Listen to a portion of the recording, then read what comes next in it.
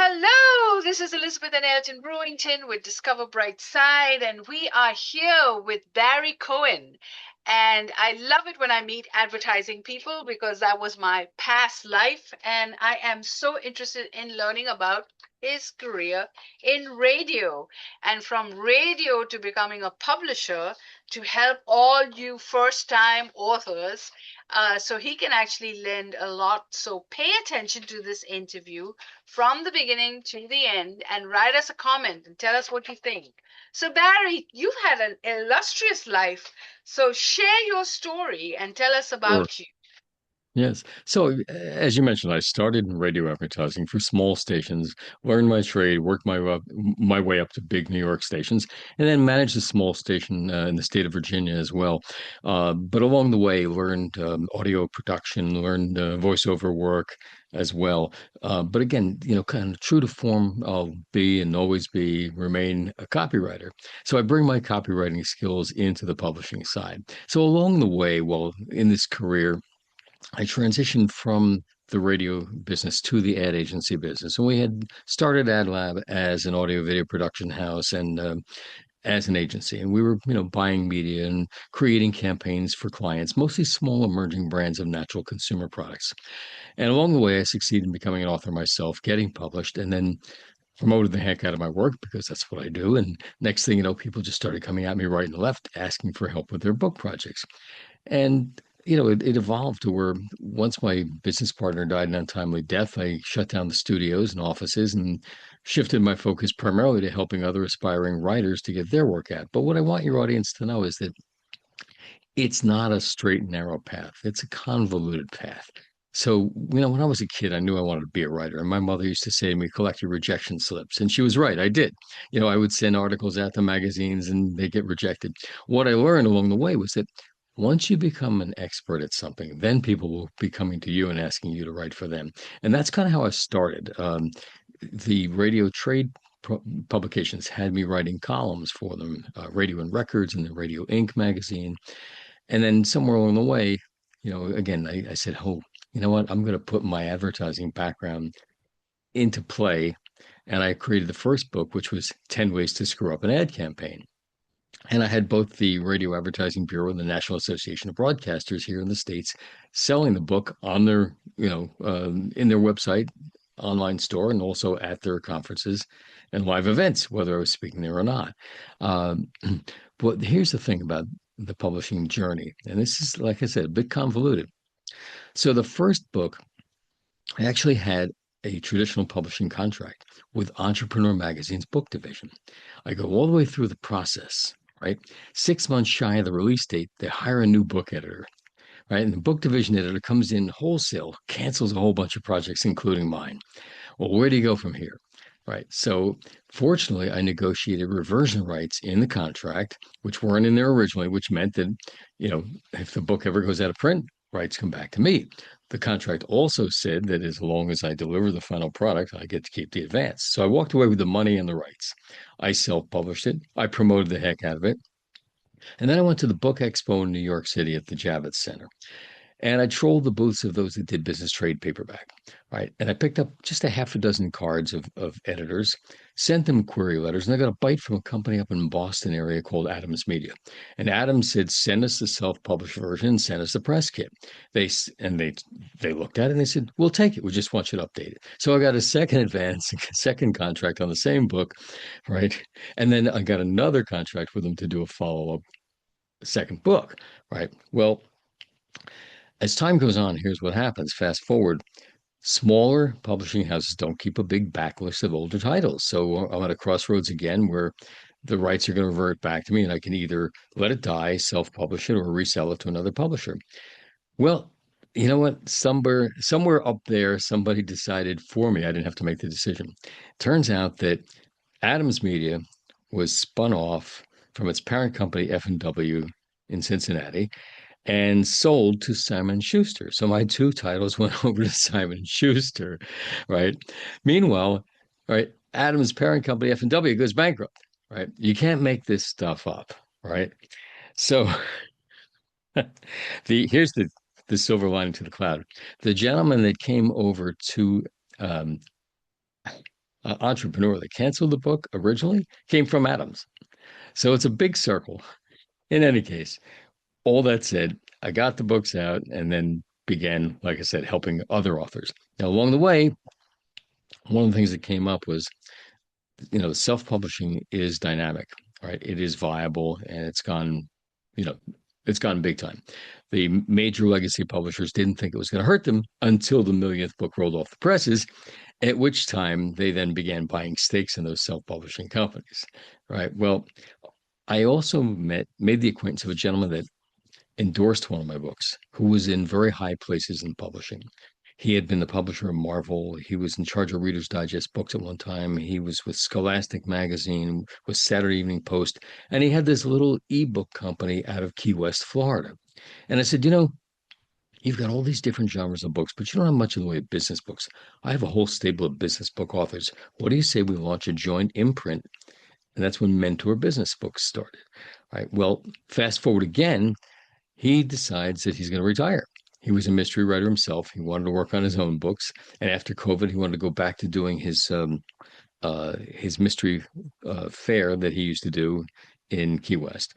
So he sold the company. Well, selling the company meant that somebody in New York with another publishing house bought out all of our contracts, 637 of them to be exact. So it took a while before I could connect with the new gentleman. So now I have the ability to put my authors, I give them an option, not an obligation, but an option to get traditionally published if they work with me as their editor or their publicist. So that's a mouthful, I realize.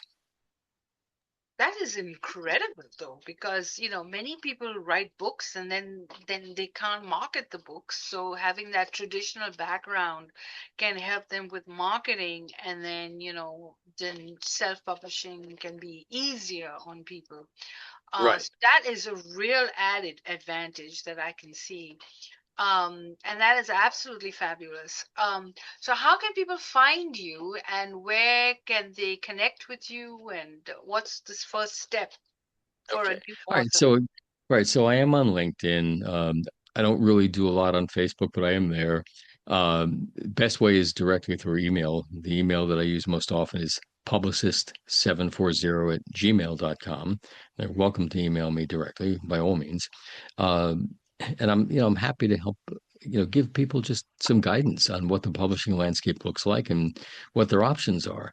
All right. Because again, what I want people to know is that their chances of getting a contract with a big traditional legacy publisher are next to none, right? They're not interested in new talent. They slam the door on new talent because the economies are not there for them to make money. They only make money on scandal tell-alls or celebrity books. That's the reality. They don't. So they lose money on too many books. It's not like the movie business where, there's so much money in it that they can afford to lose it. Yes, So, yes. so really the opportunity is either in self-publishing or small niche publishers. Hmm. And that's really the way to go. But uh, self-publishing has gained a lot of respect now, and what people need to understand is the process has changed too. And technology has done that. You know, print on demand rules now. Right? You don't have to buy a garage full of books and figure out what to do with them now. Every single copy is printed, bound, shipped as ordered in an automated process. So if I make the mistake of ordering 10 when I want 100 for a speaking engagement, I actually have to go back and order 90 more because they're Yeah, already in progress. true, true, true, true. I love it. I really love what you do. And you're right. The world has changed completely. And Facebook and LinkedIn, is fantastic, especially for book authors.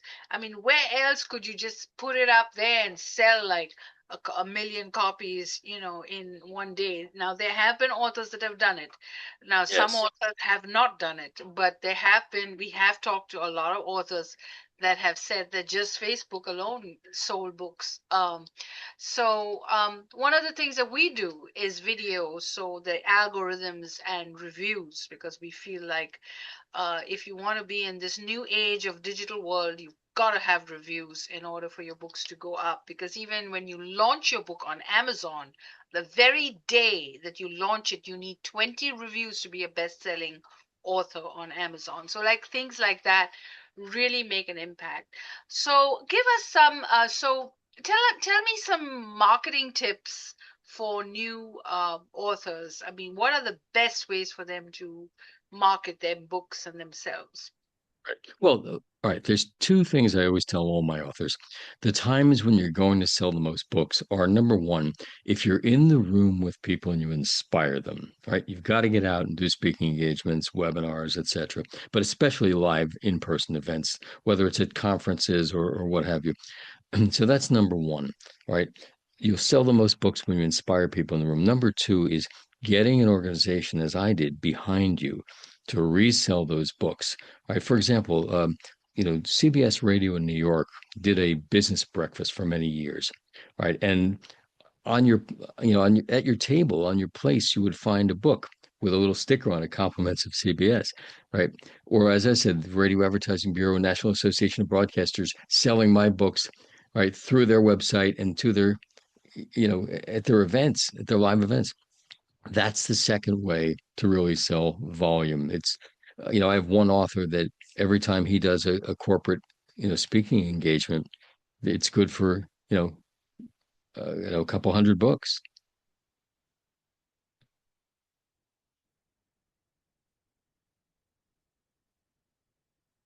So those are the two things that I recommend, especially for nonfiction authors. Now, when it comes to fiction, it's a different animal. It really is. Fiction involves, uh, getting into the community, so to speak, where people find themselves. Whether it's a Facebook group or, again, whether it's a conference. If you're, going to Comic-Con, for example, something like that. Yeah, I agree. Because you no longer have the bookstore where people walk in there and they read there. But you still have the bookstores, but the new online world is no longer bookstores, but Facebook groups, LinkedIn Right. groups, where you can actually meet people. So I totally agree. Yeah, let That me make this point if I may. What people need yeah. to understand is that it's not about your website, it's about your overall online presence. So what do I mean by that? If they don't know you, they don't know your book title, they don't know your, company name or anything, how are they going to find you?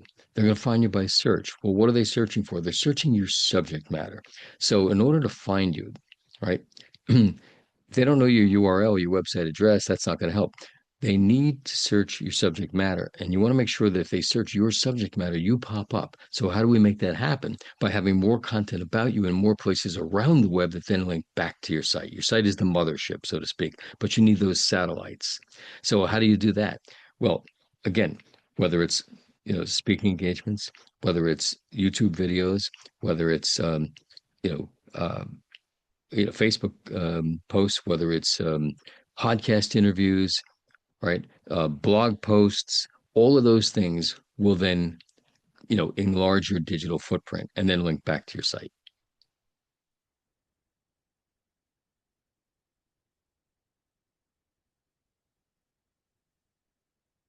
So definitely come to Discover Brightside and podcasters because that is where you get your visibility as well. So thank you so much, Barry, for this interview. I really, really appreciate it and your expertise and advice. I hope you're going to be a big part of our community, and we'll talk to you about that in a minute. Make sure you get his books, get his advice. How do people get in touch with you? You said LinkedIn. Do you make an appointment with you? What is the process? Yeah, the best thing is to email first and set up a Zoom call. That's really the best way to do it because I work with people all over. Doesn't matter where they are. So once again, I'll just repeat the best email to use is publicist740@gmail.com. And I'll respond to those, within 24 hours. Fantastic. So there you have it, and I'll make sure it's available in the comment section as well. Get your appointment, get started on your book. It is almost the new year. We are almost in the third month now, but you can still get your book done in 2026. Thank you for watching Discover Bright Side and go write a review about Barry. Thank you so much. Thank you. Okay. I'm trying to